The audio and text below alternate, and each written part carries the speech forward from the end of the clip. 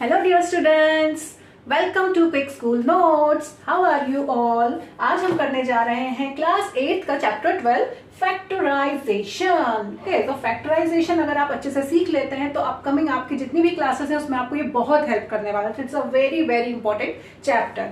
So what is the meaning of factorization. Factorization मतलब simply नाम पढ़ के क्या समझ में आ रहा है कि किसी के फैक्टर्स करने हैं, बट ये फैक्टर्स होते क्या हैं।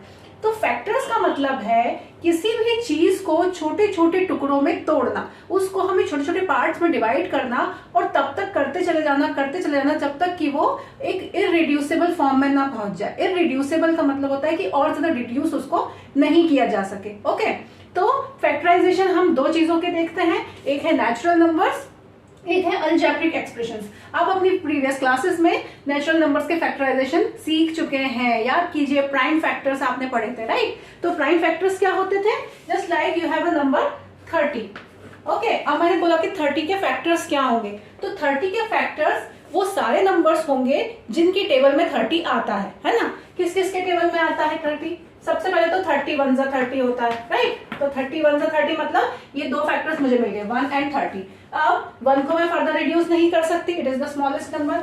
अब 30 को ले लीजिए, तो 30 किसके टेबल में आ सकता है 5 6 जा 30, राइट। 5 6 जा 30 में अब 5 इज अ प्राइम नंबर। अब हम 6 पे आ जाएंगे, तो 6 कैसे आएगा 2 3 जा 6 एंड 2 3 जा 6 में 2 is a prime number and 3 is a prime number. तो अब ये सारे इन टर्म्स को जब मैंने तोड़ लिया है तो अब कितने मुझे फैक्टर्स मिल गए हैं देखिए। तो इसके फैक्टर्स बने 1 2 3 एंड 5, राइट।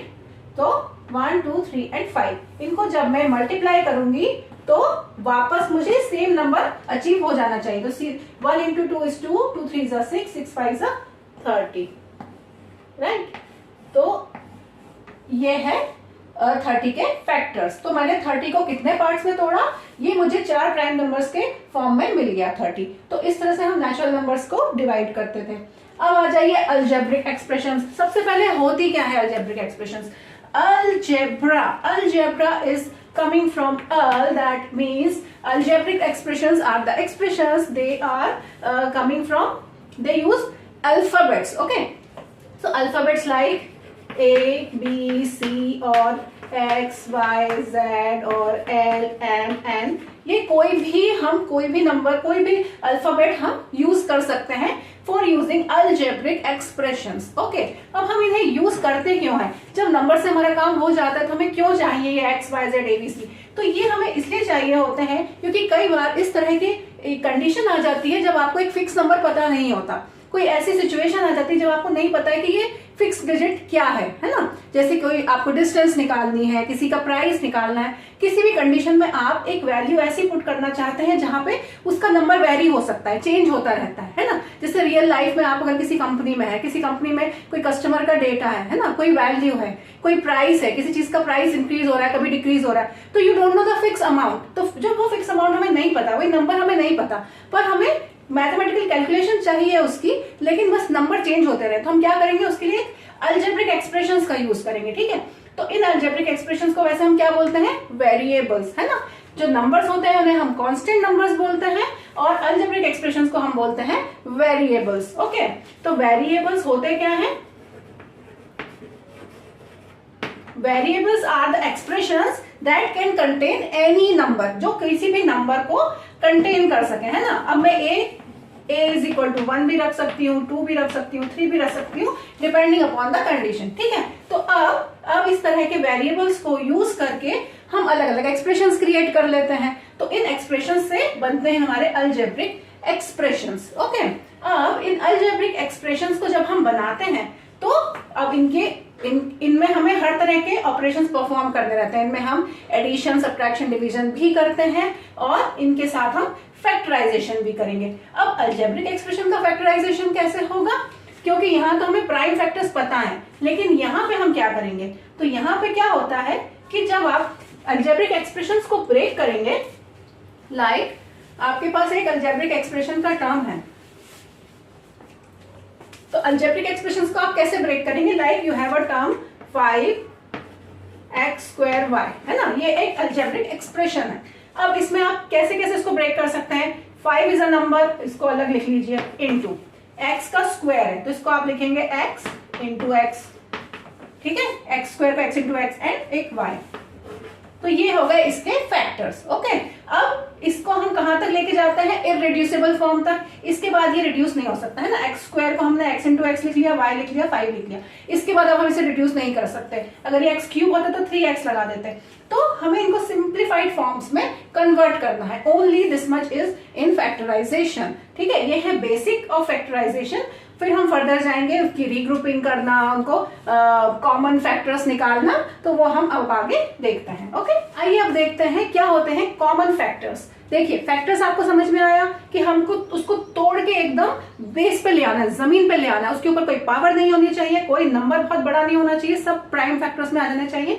तो हम उसको बेस पे जब ले आते हैं, दैट इज द फैक्टराइजेशन। अब हम इस फैक्टराइजेशन में कॉमन निकालना है। कॉमन मतलब इसमें कुछ ऐसा होगा जो यहाँ भी होगा, जो यहाँ भी होगा, तो वो कहेंगे अरे ये तो हम सेम टाइप के हैं। जब सेम टाइप के हैं तो अलग अलग क्यों बैठो, साथ में आ जाओ, है ना, उनको एक तरफ ले जाइए। एक टाइप के, एक चॉइस के, एक तरह की नेचर के लोगों को हमें एक साथ ले जाना है। ओके, तो आइए सबसे पहले इनको हम फैक्टराइज करेंगे, फिर कॉमन निकालेंगे। तो फैक्टराइज कैसे करेंगे, 2, क्या 2 को हमें फर्दर और डिवाइड कर सकती हूँ और प्राइम फैक्टर्स निकाल सकती हूँ, नहीं, है ना, 2 इज अ प्राइम नंबर, तो 2 का एज इट इज लिख लिया, इनटू एक्स स्क्वायर, 2 पावर है तो x इंटू एक्स और y अकेला है। ओके, plus 6xy, now 6 can be further divided into 2 into 3, then x and y, कोई पावर नहीं है तो x into Y, plus 4x cube y square, तो 4 को मैं लिख सकती हूँ 2 इंटू 2 इंटू एक्स क्यूब है तो मैं 3 टाइम्स x आएगा, एंड y स्क्वायर है तो y into Y, 2 times y आएगा। ओके, तो ओके, अब चलिए कॉमन ढूंढते हैं। कॉमन क्या मतलब, गहरी फ्रेंडशिप वाले, एक जैसे नेचर वाले, चलिए ढूंढते हैं। तो कौन कौन है, 2 कहां से अलग करना है, प्लस साइन से। जो भी प्लस माइनस के साइन बीच में लगे होंगे, इसका मतलब है कि हमने अलग अलग टाइप के लोगों को जोड़ के बिठा के रखा है ना। अभी जो जुड़े हुए हैं इनमें से हमें अलग निकालना है, तो जो भी प्लस साइन है वहां से ढूंढना है। तो 2, फिर 2, और यहाँ पे 2 2 है पर एक ही हम लेंगे क्योंकि एक ही यहाँ पे, तो 1 2 आ गया।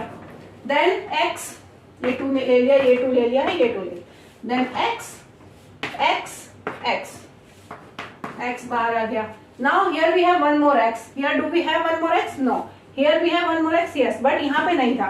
तीनों में, जब तीनों में कॉमन चीज आएगी तभी बाहर निकलेगी, कोई 2 में आएगी तो बाहर नहीं निकाल सकते आप। ठीक है, तो आपको 2 और x आया ओनली। अब x तो दोबारा नहीं है दूसरा हमारे पास, तो उसको छोड़ दीजिए ना, y एंड y, तो 1 y has come out. Okay, अब बचा क्या है, 2x एंड y आ चुका है, x बचा, प्लस, तो ये जो ब्रैकेट में बच जाता है ना, ये वो चीजें हैं जो किसी में भी कॉमन नहीं थी, तो उनको एक ब्रैकेट में, एक ग्रुप में अलग करके उनको रख दीजिए कि भाई आप यहाँ साइड में बैठिए, हमने हमारे चॉइस के लोगों को बाहर निकाल लिया। ठीक है, तो यहाँ से x आ गया, प्लस 2 3xy, यहाँ पे बचा था सिर्फ 3, है ना, 2xy बाहर आ चुका था, प्लस यहाँ से क्या आया है, देखिए 2x एंड y, सो क्या बचा है, 2 into X into x into Y, इतना टर्म हमारा रह गया। अब ये जो मल्टीप्लाई के साइन थे इन्हें हमें वापस से हटाना है, तो क्या बन जाएगा, 2 into X into Y is 2xy, bracket x plus 3, तो वैसा का वैसा रहेगा, 2x plus 3 plus 2x square Y. Okay, तो इस तरह का एक टर्म बन के अलग हो गया है।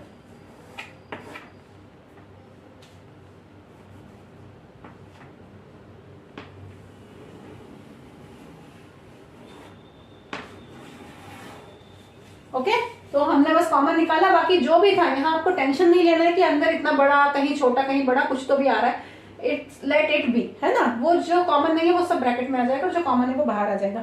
सो इस तरह से हम कॉमन फैक्टर्स बाहर निकालते हैं। Okay, so let's take one more example of taking common factors by regrouping. Okay, regrouping क्या होता है कि हम किसी भी 2 टर्म्स को रीग्रुप कर रहे हैं, उनको एक ग्रुप में डिवाइड कर रहे हैं जिससे हमें कॉमन फैक्टर मिल जाए। कैसे, देखिए 2xy plus 3 plus 2y plus 3x है ना। अब आपको इसमें कॉमन क्या दिख रहा है, देखिए 2xy है और 3, इन दोनों में कुछ भी कॉमन नहीं है, बट 2y और 3x इनमें भी कुछ कॉमन नहीं है। बट क्या किन्हीं दो अलग टर्म्स को मैं ले सकती हूँ क्या, इन दोनों को या इन दोनों को? तो यहाँ पे मुझे 2xy में 2y नजर आ रहा है और यहाँ भी 2y नजर आ रहा है, तो मैं इन दोनों टर्म्स को एक साथ लेना चाहती हूँ और 3 को मैं शिफ्ट करना चाहती हूँ। So let's rearrange them. Okay, so 2xy plus, इसको मैं यहाँ ला रही हूँ 2y plus 3 and plus 3x। Alright, हमने बस रीअरेंज किया, कुछ भी नहीं किया। अब देखिए कॉमन 2y, तो यहां से 2y मैंने कॉमन ले लिया, x प्लस, जब सारे टर्म्स बाहर आ जाएंगे तो 1 बचेगा, 0 नहीं बचेगा, ये ध्यान रखिए, क्योंकि हम यहाँ सारे जो फैक्टर्स हैं वो मल्टीप्लीकेशन में रहते हैं। तो जब 2y कुछ में कुछ नहीं बचा, इसका मतलब है कि वो 2y इंटू 1 रहा होगा, है ना। तो जब 2y बाहर ले लिया तो यहाँ पे क्या बचेगा, 1 बचेगा, है ना। ये ध्यान रखिए आप, ये एक कॉमन मिस्टेक है कि लोग 0 कर देते हैं ना, 0 नहीं होगा।